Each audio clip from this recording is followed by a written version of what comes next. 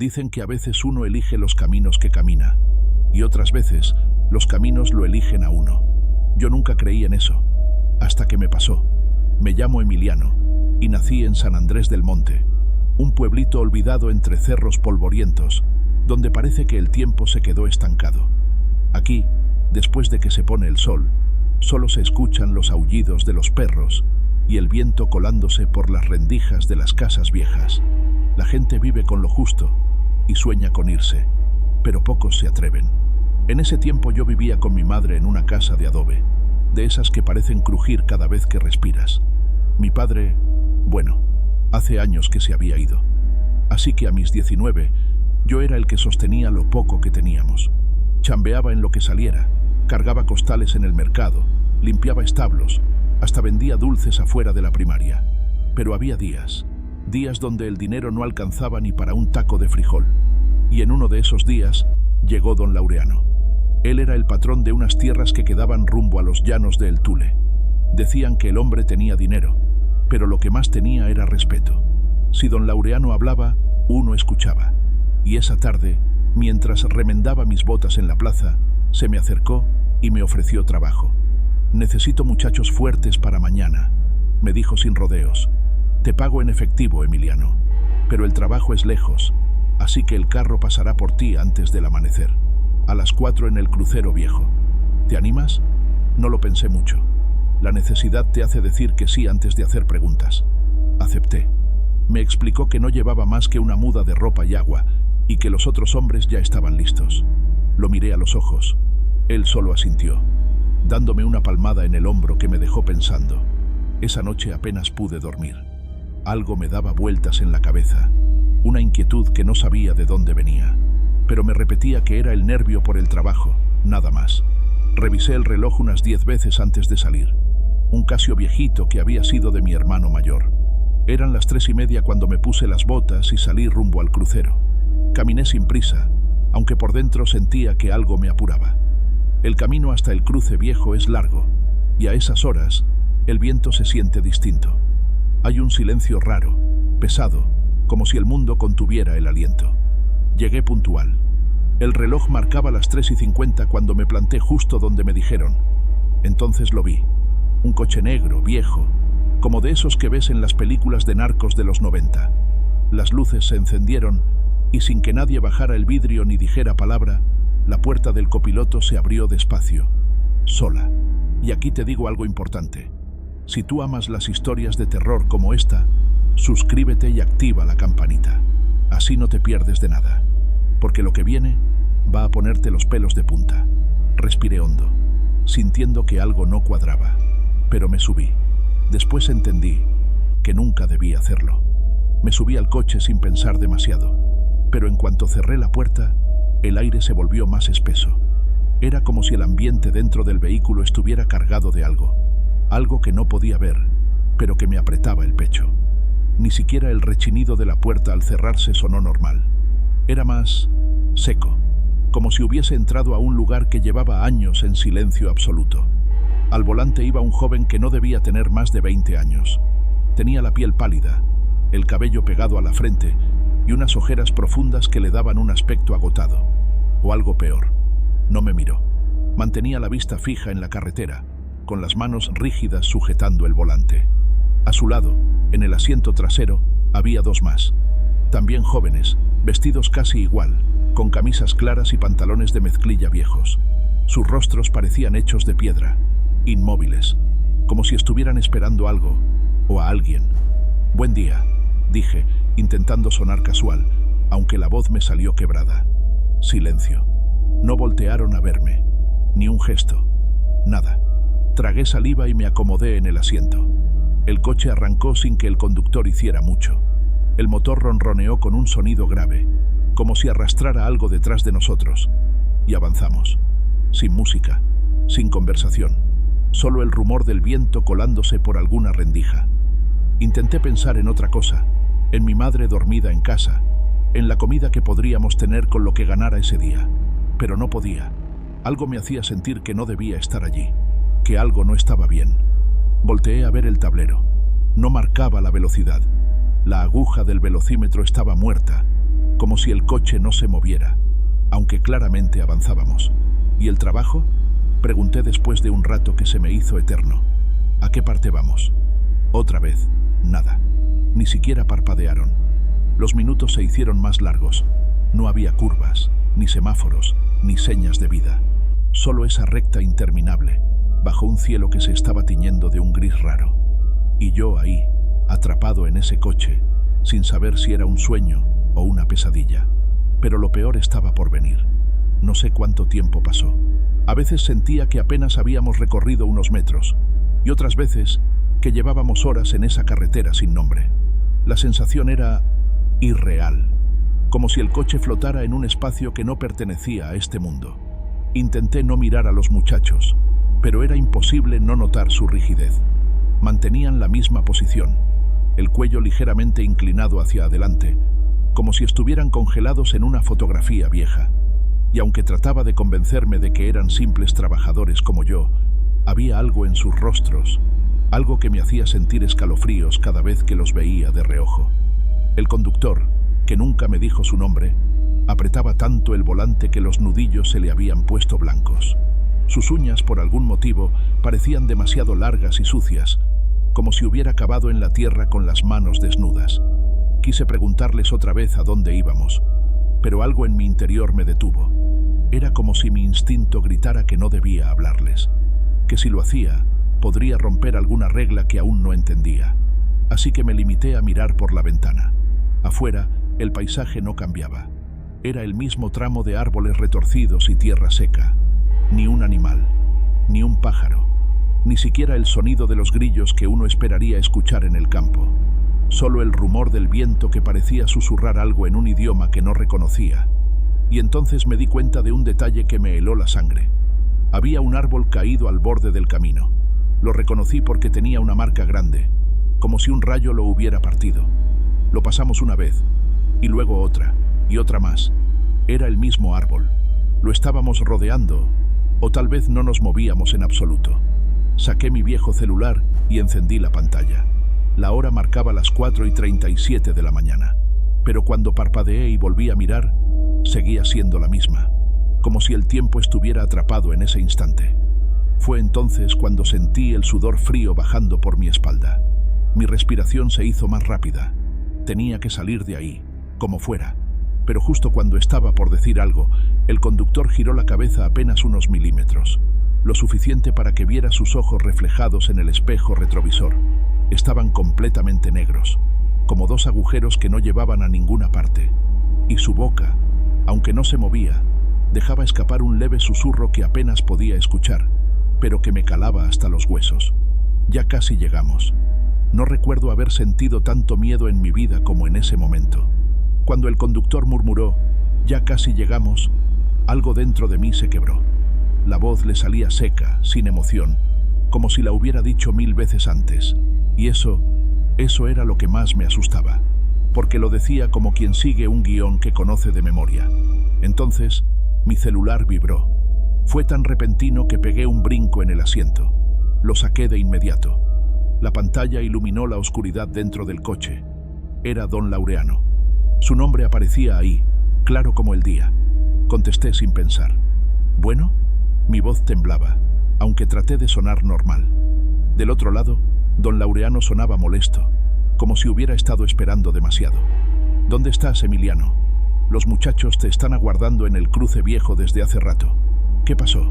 Sentí que el estómago se me hacía un nudo. Volteé a mirar a los 3 jóvenes en el coche. Seguían igual, inmutables. Ni pestañeaban.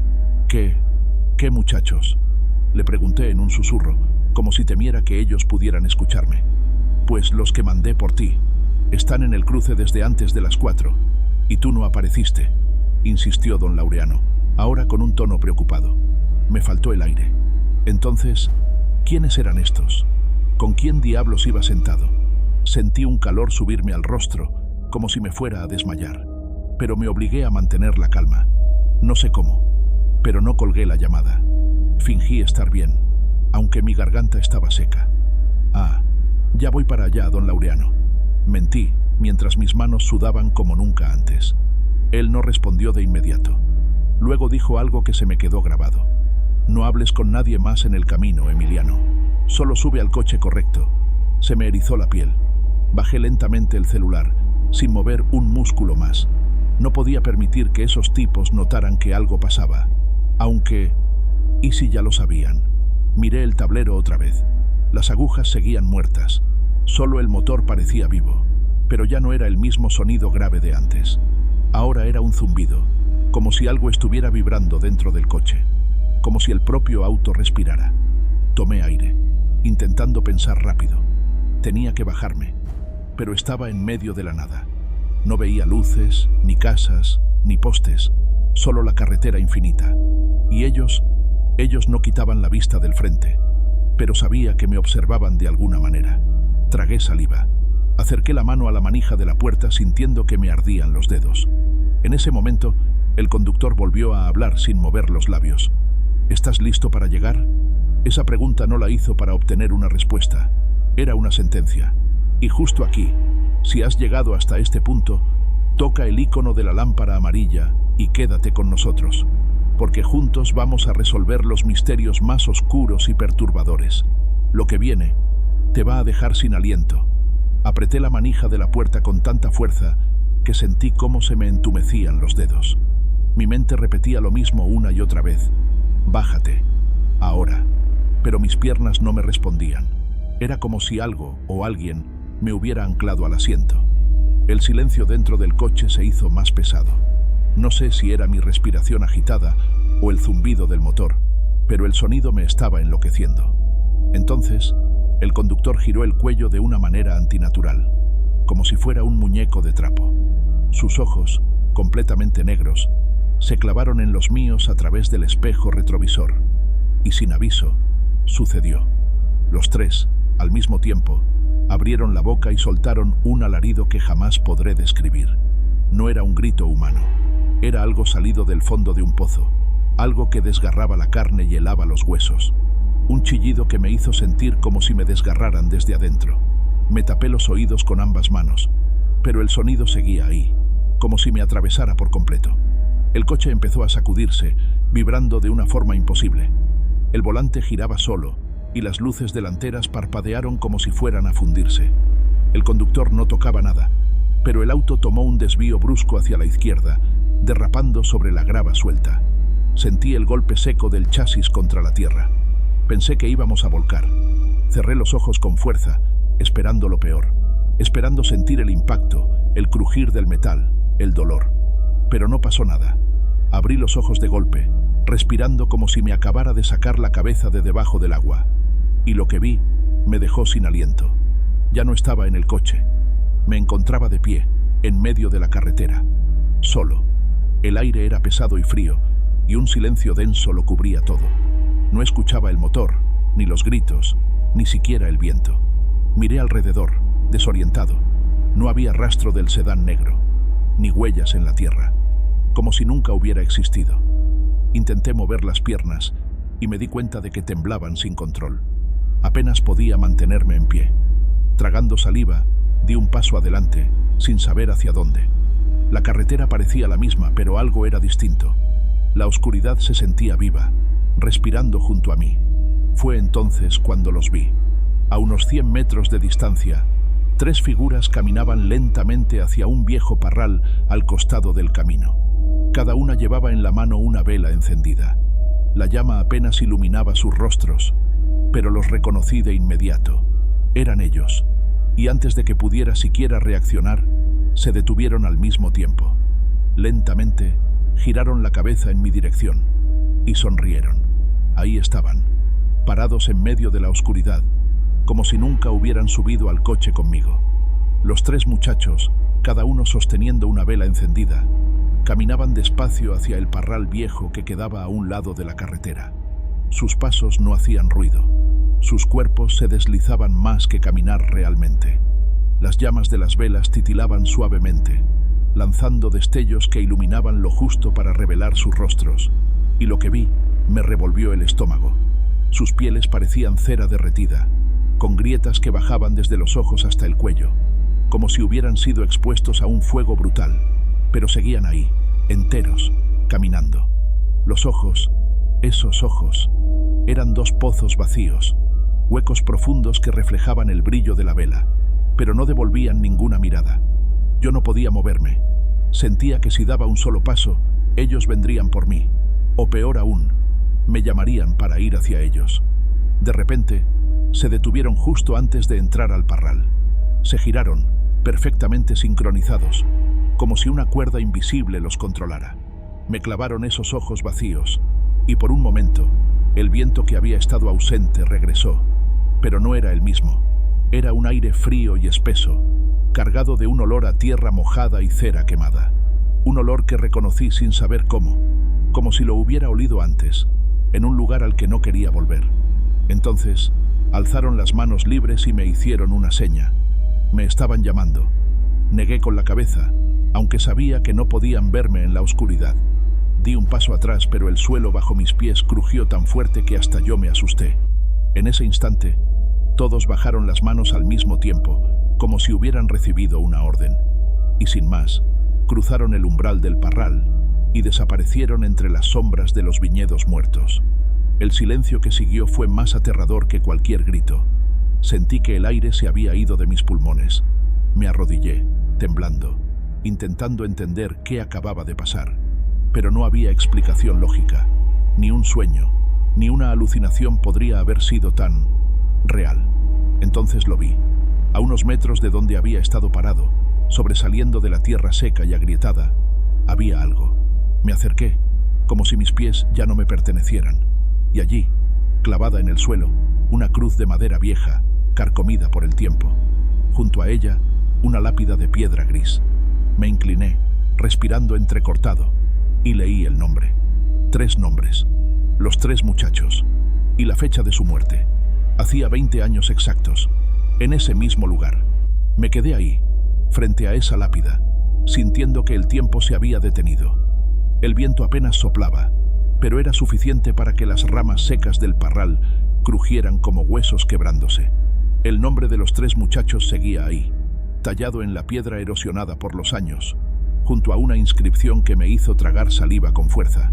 Aquí yacen Martín, Elías y Cristóbal, hermanos en la vida y en la muerte. Fallecieron el 14 de julio de 1984, rumbo al trabajo.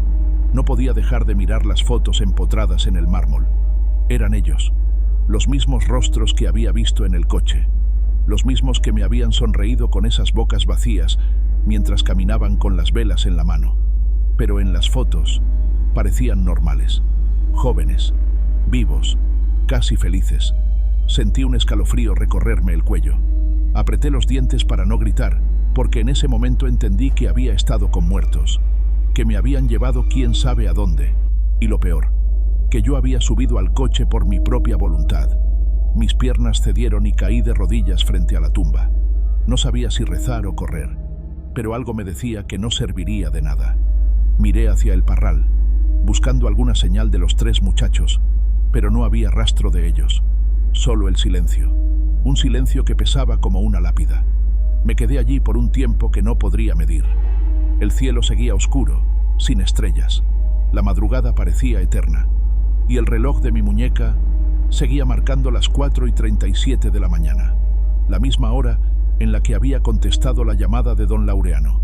Era como si el tiempo hubiera dejado de importar en ese lugar. Me levanté a duras penas, limpiando la tierra de mis pantalones con manos temblorosas. Miré una última vez las fotos en la lápida y sentí que sus ojos me seguían. No sé si fue imaginación o algo más, pero juraría que uno de ellos, Cristóbal, el menor, parpadeó en la fotografía. Di un paso atrás, casi tropezando, y decidí que ya había tenido suficiente. Tenía que regresar al pueblo. Tenía que hablar con alguien que pudiera explicarme qué carajos había pasado. Empecé a caminar sin rumbo, solo alejándome de esa cruz y ese parral maldito. Pero mientras avanzaba, sentía que algo me observaba desde la oscuridad, algo que esperaba que cometiera un error, que volviera a mirar atrás. No lo hice. Seguí adelante, sintiendo que cada paso podía ser el último. Y en el fondo, sabía que esto apenas comenzaba. Me quedé ahí, frente a esa lápida, sintiendo que el tiempo se había detenido. El viento apenas soplaba, pero era suficiente para que las ramas secas del parral crujieran como huesos quebrándose. El nombre de los 3 muchachos seguía ahí, tallado en la piedra erosionada por los años, junto a una inscripción que me hizo tragar saliva con fuerza. Aquí yacen Martín, Elías y Cristóbal, hermanos, en la vida y en la muerte. Fallecieron el 14 de julio de 1984, rumbo al trabajo. No podía dejar de mirar las fotos empotradas en el mármol. Eran ellos, los mismos rostros que había visto en el coche, los mismos que me habían sonreído con esas bocas vacías mientras caminaban con las velas en la mano. Pero en las fotos parecían normales, jóvenes, vivos, casi felices. Sentí un escalofrío recorrerme el cuello. Apreté los dientes para no gritar, porque en ese momento entendí que había estado con muertos, que me habían llevado quién sabe a dónde. Y lo peor, que yo había subido al coche por mi propia voluntad. Mis piernas cedieron y caí de rodillas frente a la tumba. No sabía si rezar o correr, pero algo me decía que no serviría de nada. Miré hacia el parral, buscando alguna señal de los 3 muchachos, pero no había rastro de ellos. Solo el silencio. Un silencio que pesaba como una lápida. Me quedé allí por un tiempo que no podría medir. El cielo seguía oscuro, sin estrellas. La madrugada parecía eterna, y el reloj de mi muñeca seguía marcando las 4:37 de la mañana. La misma hora en la que había contestado la llamada de don Laureano. Era como si el tiempo hubiera dejado de importar en ese lugar. Me levanté a duras penas, limpiando la tierra de mis pantalones con manos temblorosas. Miré una última vez las fotos en la lápida y sentí que sus ojos me seguían. No sé si fue imaginación o algo más, pero juraría que uno de ellos, Cristóbal, el menor, parpadeó en la fotografía. Di un paso atrás, casi tropezando, y decidí que ya había tenido suficiente. Tenía que regresar al pueblo. Tenía que hablar con alguien que pudiera explicarme qué carajos había pasado. Empecé a caminar, sin rumbo, solo alejándome de esa cruz y ese parral maldito. Pero mientras avanzaba, sentía que algo me observaba desde la oscuridad. Algo que esperaba que cometiera un error, que volviera a mirar atrás. No lo hice. Seguí adelante, sintiendo que cada paso podía ser el último. Y en el fondo, sabía que esto apenas comenzaba. Salí de la casa de don Laureano con un nudo en la garganta. Su última frase no dejaba de rebotar en mi cabeza. A algunos los devuelven, pero no vuelven igual. Y ahora me preguntaba, ¿yo era uno de esos? El camino a casa fue lento. San Andrés del Monte amanecía como si fuera cualquier otro día, con el humo de las chimeneas subiendo al cielo, los perros ladrando a lo lejos y el canto de los gallos anunciando la rutina. Pero yo sentía que todo había cambiado, que ya no pertenecía a ese lugar, o peor, que algo me seguía, pegado a la sombra. Cuando por fin crucé la puerta de mi casa, mi madre dormía aún. No quise despertarla. Caminé hasta el baño para lavarme la cara, esperando que el agua fría me devolviera a la realidad. Pero entonces lo vi. En mis muñecas, alrededor de los huesos, había marcas.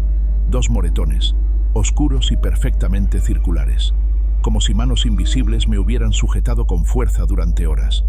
Pasé los dedos por encima, sintiendo la piel caliente, como si ardiera desde adentro. Tragué saliva y me acerqué al espejo. Tenía los ojos inyectados en sangre y la piel pálida. Pero lo peor era esa sensación, una especie de peso en los hombros, como si alguien estuviera parado detrás de mí. Me giré de golpe, con el corazón golpeándome las costillas. No había nadie, solo la casa vacía y el crujido de la madera vieja. Intenté convencerme de que era el cansancio, de que la noche había sido un mal sueño que había dejado cicatrices físicas, pero nada más. Me equivoqué. Esa noche me acosté temprano, aunque el sueño nunca llegó. Cerraba los ojos y podía sentir el coche, el olor del tapizado viejo, el sonido hueco de las llantas en la carretera y sobre todo, el susurro del conductor diciéndome, ya casi llegamos. A las 4 en punto de la madrugada, el celular vibró sobre la mesa de noche. Me desperté sobresaltado, aunque no recordaba haberme quedado dormido. Lo tomé con manos temblorosas. Número desconocido. Dejé que sonara. Pero después de unos segundos, el celular dejó de vibrar y la lámpara al lado de mi cama parpadeó. La bombilla titiló 3 veces antes de fundirse en un estallido seco. El cuarto quedó sumido en la oscuridad más densa que haya conocido. Un silencio tan absoluto que podía escuchar el latido desbocado de mi corazón. Y entonces, el olor. Un tufo a cera derretida y tierra húmeda. El mismo olor que sentí en la carretera cuando ellos me miraron antes de entrar al parral. Me levanté, casi sin respirar, y caminé hacia la puerta. Me detuve frente a ella, sin atreverme a abrir. Porque al otro lado, lo sabía, había alguien esperando. Alguien o algo. Han pasado años desde aquella noche, pero todavía hay momentos en que me despierto a las 4 de la mañana, en punto, con el sonido del celular vibrando sobre la mesa. El mismo número desconocido, el mismo silencio al otro lado de la línea. Nunca contesto. Ya aprendí que hay cosas que es mejor no abrir, llamadas que es mejor dejar que se pierdan en la nada. Pero aún así, sé que siguen ahí. Después de lo que pasó en San Andrés del Monte, traté de seguir con mi vida. Me mudé a otra ciudad, conseguí trabajo en una bodega de abarrotes y dejé atrás todo lo que me recordaba aquel pueblo. A veces pienso que lo logré, que cerré ese capítulo, pero entonces pasa algo pequeño. Una vela encendida sola en la cocina cuando estoy seguro de haberla apagado. El olor a tierra mojada colándose por debajo de la puerta cuando afuera no ha llovido en días. O el sonido de pasos descalzos en el pasillo justo antes del amanecer. Y lo sé, ellos me encontraron. Hay días en que puedo sentirlos más cerca, como si estuvieran esperando algo de mí, como si la historia que comenzó en esa carretera polvorienta no hubiera terminado. Me pregunto si me dejarán en paz algún día, pero algo me dice que no van a parar hasta que suba de nuevo a ese coche. Don Laureano me dijo una vez que algunos regresaban, pero nunca eran los mismos, y yo me doy cuenta ahora de lo que quería decir. Ya no soy el que era. Hay un peso que cargo cada día, una sombra que nunca se va. Hoy, por ejemplo, me desperté antes de que sonara el teléfono. Sabía que iba a vibrar. Lo sentí. Me senté en la cama y lo observé. La pantalla se iluminó a las 4 en punto. Número desconocido, como siempre. Pero esta vez casi contesto. Casi. ¿Y sabes qué es lo peor? Que sé que va a llegar un día en que no pueda evitarlo. En que mi mano va a deslizarse sobre la pantalla y voy a contestar esa llamada. Y del otro lado voy a escuchar esa voz. Ya casi llegamos. Y entonces volveré a subir al coche. Así que, si algún día estás en una carretera vacía, al amanecer, y ves un sedán negro acercarse despacio, no lo mires. No respondas si te llaman. Y sobre todo, nunca subas. Porque una vez que te eligen, nunca te dejas.